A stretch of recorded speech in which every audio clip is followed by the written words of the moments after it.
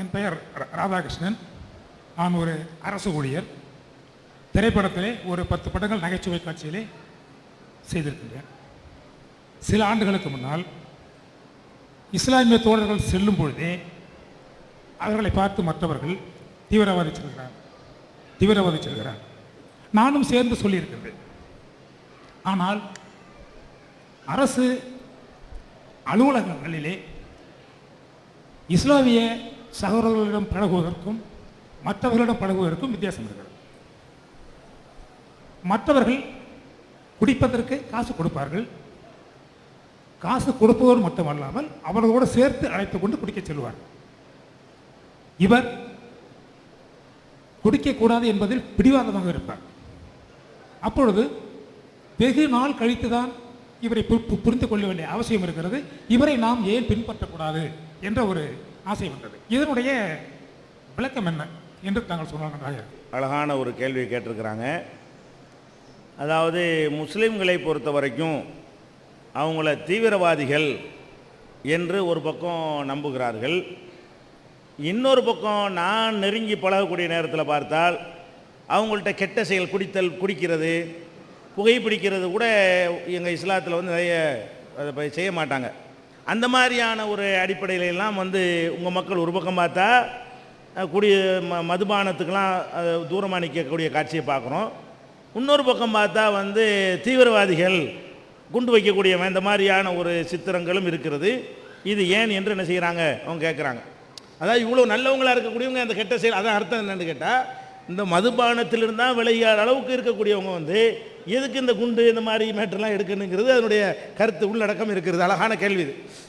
அதை முதல்ல நீங்கள் விளங்கிக்கிறன்னு, தீவிரவாதத்தை பற்றி இஸ்லாம் என்ன சொல்லுகிறது, முதல்ல இஸ்லாத்தை பற்றி தெரிந்து கொள்ளணும். இஸ்லாம் மார்க்கத்தை பொறுத்த வரைக்கும் போர்க்களங்களில் தவிர ஒரு நாடு இருக்கிற அரசாங்கம்னா நாட்டை காப்பாற்றணும், மக்களை காப்பாற்றணும், பெண்களை காப்பாற்றணும், சிறுவர்களை காப்பாற்றணும், முதியவர்களை காப்பாற்றணும், நாட்டினுடைய செல்வங்களை வளங்களை காப்பாற்றணும். அப்போ எதிரிலேருந்து ஒருத்தன் படையெடுத்து வர்றான்னு வைங்க, அப்போ ஆயுதம் கொண்டு தடுத்து நிறுத்தி மக்களை காப்பாற்றுறதுக்கு ஆயுதம் தூக்கணும். இதை இஸ்லாம் ரொம்ப வன்மையாக வலியுறுத்துது. ஒரு கவர்மெண்ட் கோழையாக இருக்கக்கூடாது, மக்களை காப்பாற்றுற அவனுடைய கடமை. ஒரு ஆம்பளை கூட தன்னுடைய மனைவியை காப்பாற்றணுமா இல்லையா? அந்த மாதிரியான ஒரு கடமை தான். இதை இந்த மாதிரி குர்ஆனில் நிறைய இடங்கள் இருக்குது. என்ன இடம்? எதிரி நாட்டவர்கள் படையெடுத்து வந்தால் நீங்கள் அவங்கள கொல்லுங்க, விடாதீங்க, பின்வாங்காதீங்க, புறமுதுகிட்டு ஓடாதீங்க. இந்த மாதிரி எல்லாம் குர்ஆனில் நிறைய வசனங்கள் இருக்கிறது. இது குர்ஆன் மட்டும் சொல்லவில்லை, எல்லா மதாசங்கள்லையும் இது இருக்கிறது. அப்போ ராமாயணம்ங்கிறம ராமர் ராவணோட சண்டைக்கு போனார், இதே தான். அது ஒரு தர்மத்துக்காக வேண்டி அவர் அதை ஒரு நியாயம் நினச்சிருக்கிறார். அது யார் பக்கம் தர்மம், தீக்காக்காரங்க ஒத்துக்கிற மாட்டாங்க. அப்போ ஏதோ ஒன்று வச்சுக்கிறங்க, அவர் தர்மம் நினச்சி வச்சு போயிருக்காரா இல்லையா? அவர் தர்மம் நினச்சி அவர் நினைஞ்சிருக்காரு, யுத்தத்துக்கு போயிருக்கிறார். அதே மாதிரி மகாபாரதத்தை எடுத்துக்கொண்டாலும் அது ஒரு போர் தானே, குருட்சேத்திர போர்னு சொல்கிறாங்க இல்லையா? அதில் பாண்டவருக்கு கௌரவருக்கும் நடந்த யுத்தங்கள்லாம் எடுத்து பார்த்தீங்கன்னா ஒவ்வொருத்தரும் நம்ம மக்களை காப்பாற்றணும் அப்படிங்கிற ஒரு நியாயத்தின்படி செஞ்சுருக்கிறாங்க. இந்த மாதிரி உள்ள விஷயங்கள் குர்ஆனில் இருக்கிறது. நபிகள் நாயகத்தினுடைய அறிவுரைகள் இருக்குது. ஆட்சியாளர்களுக்கு, கவர்மெண்ட் நடத்தக்கூடியவர்களுக்கு சொன்ன அறிவுரைகள். இதில் எங்களில் சில கிறுக்கணும் இருக்கான், இல்லைன்னு சொல்லலை. இஸ்லாத்தில் இருக்கக்கூடிய சில கிறுக்கன் இதை விளங்காமல் வெட்டுங்கள் குத்துங்கள்னு வரும்ல, அது அரசாங்கத்துக்கு சொன்னது, கவர்மெண்ட்டுக்கு சொன்னதுன்னு விளங்காமல் இவனுக்கு ஏதாவது பிரச்சனைன்னு செய்கிறான், எட்ரா குண்டை, எட்ரா அருவாளைன்னு சொல்லி எடுத்துடுறான். அப்படி இல்லைன்றெல்லாம் நம்ம முட்டுக்கிட்டலாம் கொடுக்க முடியாது. இருக்கிறார்கள், ரொம்ப ரொம்ப ரொம்ப குறைந்த எண்ணிக்கையில் இருக்கிறார்கள்.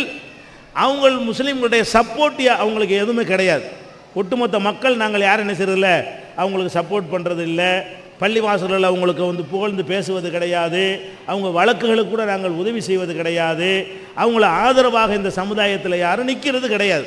சின்ன நம்பர் இருக்கிறான். இதை நாங்கள் மறுக்க கிடையாது, நாங்கள் மக்களுக்கு விலைக்கு அதுவும் செய்யக்கூடாதுப்பா. இஸ்லாத்தில் அப்படி இல்லை. நபிகள் நாயகம் இந்த மாதிரி கவர்மெண்ட் இல்லாத ஒரு நேரத்தில் ஆயுதம் எடுக்க சொல்லவே கிடையாது என்பதையெல்லாம் எடுத்து சொல்லி நாங்கள் ஒரு பக்கம் விழிப்புணர்வு ஊட்டுகிறோம். அதே நேரத்தில் இன்னொன்று நீங்கள் பார்க்கணும், இது மாதிரி காரியம் முஸ்லீம் மட்டுமா செய்கிறான்? முஸ்லீமில் இருக்கிற மாதிரி எல்லா மதத்திலும் இருக்காங்க ஆயுதம் தூக்குறவன். ஆனால் முஸ்லீம் செஞ்சால் மட்டும் இஸ்லாத்தோடு சேர்த்துடுறாங்க. அதை முஸ்லீம் அல்லாதவங்க செஞ்சாங்கன்னா அதுக்கு வேற ஒரு பேரை சொல்லி அதை வந்து அப்படி மாற்றி டைவர்ட் பண்ணி விட்டுறாங்க. இப்போ இஸ்லாத்தில் சில பேர் செய்கிறான்ல, இந்த நம்ம நாட்டில் பெரிய பிரச்சனை எது? இந்த மாவோயிஸ்ட் தீவிரவாதம்ங்கிறது தான் அரசாங்கத்தின் பார்வையில். இந்திய அரசாங்கத்தின் அவங்க செஞ்சது சரின்னு சொல்லக்கூடியவங்க நாட்டில் இருக்கிறாங்க, அதுக்கு நான் போகவில்லை. அரசாங்கத்தின் பார்வையில் இந்த மாவோயிஸ்ட்டுகள்னு சொல்லக்கூடியவங்க பீகாரில், அஸ்ஸாமில், இது ஆந்திராவில், இன்னும் பல மாநிலங்களில் அவங்களுடைய கையில் பல மாவட்டங்களை வைத்து கொண்டிருக்கிறார்கள். அதிகாரிகளை கொள்கிறாங்க, குண்டு வைக்கிறாங்க, ஆட்களை கடத்துகிறாங்க. இன்ஃபார்மர், போலீஸ் இன்ஃபார்மர் இருப்பாங்கள்ல, போலீஸுக்கு தகவல் சொல்லக்கூடியவங்க, அவங்கள என்ன செய்கிறாங்க, கடத்திட்டு போய் வெட்டி கொள்கிறாங்க. இந்த மாதிரியான வேலைகள்லாம் செய்யும்போது தீவிரவாதமாக தான் இருக்கிறது. அவங்க முஸ்லீமா இல்லை. இந்தியாவுடைய சட்டப்படி அவங்க இந்துக்கள் தான். இந்தியாவுடைய சட்ட பிரகாரம் யார் முஸ்லீம் இல்லையோ, யார் கிறிஸ்துவர் இல்லையோ அவரெல்லாம் இந்து தான். பெரியார் தீக்காக்காரங்கள் இந்து தான், வீரமணி தீக்காக்காரங்கள் இந்து தான், கருணாநிதி கூட இந்த சட்டப்படி. இந்து இல்லைன்னு சொல்லக்கூடிய இந்த அவங்க சட்டப்படி என்னன்னு கேட்டால், அந்த அரசியல் சட்டத்தில் வந்து இந்துக்கு வந்து இலக்கணம் கிடையாது. முஸ்லீம் இல்லையா, கிறிஸ்துவர் இல்லையா, அவர் இந்து தான். அந்த மாதிரியான சீக்கியர் இல்லைன்னா இந்து, அப்படி நெகட்டிவான விளக்கம் தான் இருக்கிறது. அப்படி நம்ம பார்க்கும் பொழுது இந்த மாவோயிஸ்ட்டுகள் சொல்லும் பொழுது அவங்களோட மதத்தை யாருமே என்ன செய்ய மாட்டாங்க, சேர்க்க மாட்டாங்க. அது மாவோயிஸ்ட் தீவிரவாதி, அது மாதிரி உல்ஃபா தீவிரவாதி, அஸ்ஸாமில் உல்ஃபான் இருக்காங்க இல்லையா, அது உல்ஃபா தீவிரவாதி, போடோ தீவிரவாதி, இந்த மாதிரி ஒவ்வொருத்தருக்கும் ஒரு பேரை கொடுத்து என்ன செய்வாங்க, அது செஞ்சிருவாங்க. ஆனால் முஸ்லீமில் எவனாவது செஞ்சான்னு சொன்னால், இஸ்லாமி அவனுக்கு ஒரு இயக்கம் வச்சுருப்பான்ல, அந்த மாதிரி பேரை சொல்லி தொலையலாம். ஒரு இயக்கத்தை வச்சு தான் இதை செய்வான். அவன் என்ன பேரை வச்சுக்கிறானோ அந்த பேரை சொல்லி இந்த லஷ்கர் தீவிரவாதி அல்லது வந்து ஏதோ ஒன்று தீவிரவாதின்னு சொன்னால் அது பரவாயில்லை. அவனுக்கு மீடியாக்கள் கொடுக்குற பேர் என்னன்னு கேட்டால் இஸ்லாமிய தீவிரவாதி, இஸ்லாமிய தீவிரவாதினோடனே மக்கள் மனசில் என்ன பதிஞ்சிருது, ஓ முஸ்லீம்னா தீவிரம். எல்லாரும் தான் இதை பண்ணிகிட்டு இருக்கிறான், எல்லாரும் தான் இதை பண்ணுறான், சின்ன நம்பரில் பண்ணுறான். அதிகமான மக்கள் அமைதியை விரும்பினாலும் எல்லா மதத்திலையும் எல்லா இனத்திலையும் ஆயுதம் தூக்கக்கூடியவன் இருந்து கொண்டே தான் இருக்கிறான். நம்பர் 1 விளங்க வேண்டிய 2வது விஷயம் இது. 3வது விளங்க வேண்டிய விஷயம் என்னன்னு கேட்டால், இந்த பேர் முஸ்லீம்களுக்கு வருவதற்கு காரணம் என்னன்னு கேட்டால், இப்போ ஈராக்கில் எடுத்துக்கிறங்க, ஈராக்கில் அடிக்கடி இந்த குண்டு வெடிப்புகள் நடக்கிறது, அது முஸ்லீம் நாடு. ஆப்கானிஸ்தான் எடுத்துக்கிறங்க, அதில் இது மாதிரி நடக்கிறது, அது முஸ்லீம் நாடு. பாலஸ்தீனத்தை எடுத்துக்கிறங்க, அதில் இது மாதிரி நடக்கிறது, அது வந்து முஸ்லீம் நாடு. பாகிஸ்தானை எடுத்துக்கிறங்க, அதில் இதே மாதிரி குண்டு வெடிப்பு, பள்ளிவாசலில் கொண்டு வச்சுட்டு போயிடுறானுவோ, இதெல்லாம் நடக்கிறது, அது முஸ்லீம் நாடு. இந்த மாதிரி வேறு நாடுகளில் அப்படி பார்க்க முடியல. உங்களால் வந்து வரலாற்றை படிச்சிங்கன்னா, வரலாறுனா நிகழ்கால வரலாறு. இப்போ நம்ம கண் முன்னாடி இருக்கிற வரலாறை பார்த்தோம்னு சொன்னால், எங்கெல்லாம் சண்டை நடக்குதோ அங்கெல்லாம் பார்த்தீங்கன்னா முஸ்லீம் நாடாகவே இருக்கிறது. அவன் தான் குண்டு எடுக்கிறான், அவன் தான் அந்த மாதிரி பயங்கரவாதத்தில் ஈடுபடுறான். இதை பார்த்தோன்னா என்ன மக்களுக்கு நினைப்பு வருது, என்னடா இவங்க ஒரேடியாக ஒரு குண்டாக வச்சு பள்ளியாசலில் கொண்டு வைக்கிறாங்க, அங்கே கொண்டு வைக்கிறாங்க, இந்த மாதிரியான ஒரு பேச்சு வந்து மக்கள்கிட்ட வருது. மேலோட்டம் பார்த்தா சரி மாதிரி தெரியுது, ஆனால் அதில் உள்ள உண்மையை நம்ம விளங்கலை. உண்மையையும் அதில் உள்ள உணர்வுகளையும் நம்ம விளங்கவில்லை. அவன் நடத்துகிறான ஈராக்கில் அல்லது ஆப்கானிஸ்தானில் அல்லது பாலஸ்தீனத்தில் அவனெல்லாம் வந்து இஸ்லாத்துக்காக வேண்டிய செய்கிறான் கிடையாது. அதை வைக்கிறவன் ஒரிஜினல் முஸ்லீமாக வச்சுருக்கிறானா, பேர் தாங்கி முஸ்லீமாக தான் இருக்கிறான். அவன் எதுக்காக அதை செய்கிறான்னு கேட்டால், நம்ம நாடு ஈராக்கு நாடு ஈராக்காரனுக்கு சொந்தம். இந்த நாட்டில் அமெரிக்கா வந்து எங்கள் நாட்டை ஆக்கிரமிச்சிருக்கிறான். ஆக்கிரமித்து விட்டு ஒரு பொம்மை அரசாங்கத்தை நிறுவி இருக்கிறான். அந்த பொம்மை அரசாங்கத்தை வைத்து எங்களை அடிமைப்படுத்துகிறான், எங்கள் பெட்ரோல் வளத்தை கொள்ளையடிக்கிறான். வெளிநாட்டுக்காரங்க இருக்கக்கூடாது, நாங்கள் விரட்ட போகிறோம் அப்படிங்கிறதுக்கு அந்த ஆயுதம் தூக்குனானா, இஸ்லாத்தை காப்பாற்றுறது தூக்குனானா? ஈராக்கில் ஆயுதம் தூக்குறான், அவன் இஸ்லாத்தை நிலைநாட்டுறதுக்காக தூக்குறான் இல்லை, அந்நிய ஆக்கிரமிப்புக்கு எதிராக தூக்குகிறான். நம்ம இந்தியாவில் கூட 1947க்கு முன்னாடி என்ன நிலை? 1947க்கு முன்னாடி ஒரு 200 வருஷ காலத்துக்கு பின்னோக்கி போங்க. நம்மளே என்ன செஞ்சோம்? வெள்ளைக்காரனை குண்டு வச்சு கொள்ளலையா? துப்பாக்கியால் நம்ம சுடலையா? பகத்சிங் பண்ணலையா? நம்ம வீர வாஞ்சிநாதன் பண்ணலையா? ரயிலில் வச்சு ஆஸ்துரையை சுட்டு கொண்டாரா இல்லையா? அவர் துரையத்தானே சுட்டு கொண்டாரு.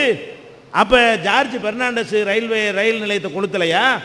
அவங்களெல்லாம் சுதந்திர போராட்ட வீரர்னு நம்ம ஏன் சொன்னோம்? இப்போ ஈராக்லையும் ஆப்கான்லையும் என்ன செஞ்சுக்கிட்டு இருக்கிறானோ, ஈவன் நவீன டெக்னாலஜினால சாமா மாறி இருக்கிறது, மெட்டீரியல் மாறி இருக்கிறது. இதே மாதிரியான ஒரு விஷயத்தை தான் அன்னைக்கு நம்ம நாட்டில் நம்ம செஞ்சோமா இல்லையா, நம்ம அப்பம் பாட்டம் செஞ்சானா இல்லையா?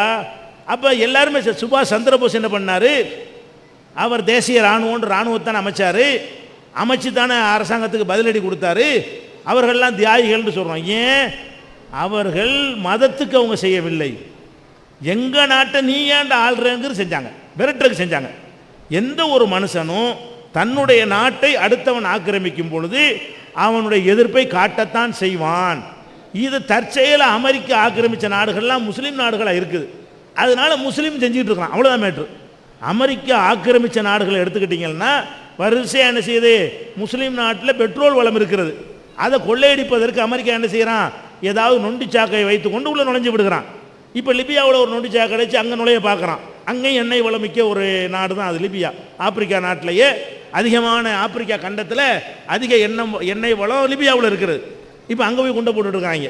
எதுக்காக வேண்டி பண்ணுறான், லிபியாவில் பெட்ரோல் இருக்கிறது, சவுதி அரேபியாவில் பெட்ரோல் இருக்கிறது, அந்த பெட்ரோலை இவனுடைய கண்ட்ரோலில் வச்சுக்கிடலாம், இவனுடைய கம்பெனிகளுக்கு தான் அந்த குத்தகையை வாங்கலாம், அமெரிக்காவுடைய பொருளாதாரத்தை வளர்த்து கொள்ளலாம். இதுக்காக வேண்டி ஒவ்வொரு நாடாக போகிறான். நம்ம நாட்டில் ஒரு பேச்சுக்கு இறைவன் காப்பாற்ற வேண்டும், அப்படி நடக்கக்கூடாது. நம்ம நாட்டில் ஒரு பேச்சுக்கு அமெரிக்காக்காரன் வந்து இப்படி வந்தால் நானும் குண்டு வைக்கணும், நீங்களும் குண்டு வைக்கணும். நம்ம நாட்டில் வந்து அமெரிக்காக்காரன் இப்படி இறங்குனா அவனை விரட்டுறதுக்கு நம்ம என்ன செய்யணும், ஆயுதம் தூக்கித்தான் இந்த நாட்டை காப்பாற்ற முடியும் என்றால் அது மதத்துக்கு செய்கிறது கிடையாது, நம்ம நாட்டுக்கு செய்கிறது. நம்ம சொத்தை நம்ம காப்பாற்றணும், வீட்டை காப்பாற்றணும், நாட்டை காப்பாற்றணும், தெருவை காப்பாற்றணும், நம்முடைய அலுவலகங்களை காப்பாற்றணும், நம்முடைய வழிபாட்டு தலங்களை காப்பாற்றணுங்கிற கடமை இருக்குது இல்லையா? அது மாதிரியான ஒரு கடமை அவங்க செய்கிறாங்க. எல்லாம் முஸ்லீம் நாடாக இருக்க போய் என்ன பேராக போச்சுன்னா இவங்களுக்கு இதே வேலையாக போச்சுங்கிறாங்க. அவன் இஸ்லாத்துக்கு செய்யவே இல்லை. ஈராக்கில் குண்டு வைக்கிற எவனும் தொழுவ மாட்டான், முதல்ல அவனுக்கு இஸ்லாமே கிடையாது. அவன் எதுக்கு செய்கிறான், அமெரிக்காக்காரன் போட நாட்டை விட்டுங்கிறான். அமெரிக்காக்காரனுடைய பொம்மை அரசாங்கம் இருக்கக்கூடாது. அப்போ இதனால இந்த ஒரு பேர் வந்து விட்டது, இதை நீங்கள் விளங்கி கொள்ள வேண்டும். ஒட்டுமொத்த முஸ்லீம்களாகிய நாங்கள் இதை வந்து வன்மையாக வெறுக்கிறோம், எங்கள் மார்க்கமும் வெறுக்கிறது. நபிகள் நாயகத்தினுடைய ஆட்சி காலத்தில் முஸ்லீம் அல்லாதவர்கள் எல்லா உரிமைகளையும் பெற்று அவ்வளவு மதிப்போடும் மரியாதையும் இருந்தார்கள். எந்த விதமான அவங்களோட உரிமைக்கு பங்கம் ஏற்படவே இல்லை. அவங்க ஆட்சி காலத்தில் ஒரு யூதர்கிட்ட வந்து தன்னுடைய இரும்பு சட்டையை, கவசத்தை அடமானம் வைத்து விட்டு நபிகள் நாயகம் கோதுமையை கடனை வாங்குறாங்க. அப்போ நாட்டின் ஜனாதிபதி அடமானம் வைக்கக்கூடியவராகவும் எதிரி சமுதாயத்தை சேர்ந்தவர் வந்து அடமானம் பெறக்கூடியவராகவும் எப்படிப்பட்ட இடத்துல இருந்திருக்காங்கன்னு பாருங்கள். இப்படித்தான் நபிகள் நாயகம் எங்களுக்கு இணைஞ்சிருக்கிறாங்க, கற்று தந்திருக்கிறார்கள். மற்ற மதத்துக்காரங்களை தாக்குவது, கொள்வது, அடிக்கிறது என்பதெல்லாம் இஸ்லாத்துக்கு உகந்தது கிடையாது. இதில் இங்கே இருக்கிற முஸ்லீம்களில் கூட 99% மக்கள் நாங்கள் யாருமே அதை ஏற்றுக்கிறது கிடையாது. நாங்கள் அந்த மாதிரி செயல் செய்தவர்களை சமூக பகிஷ்காரம் செஞ்ச மாதிரி ஒதுக்கி வச்சுருக்கிறோம். அதான் உண்மை.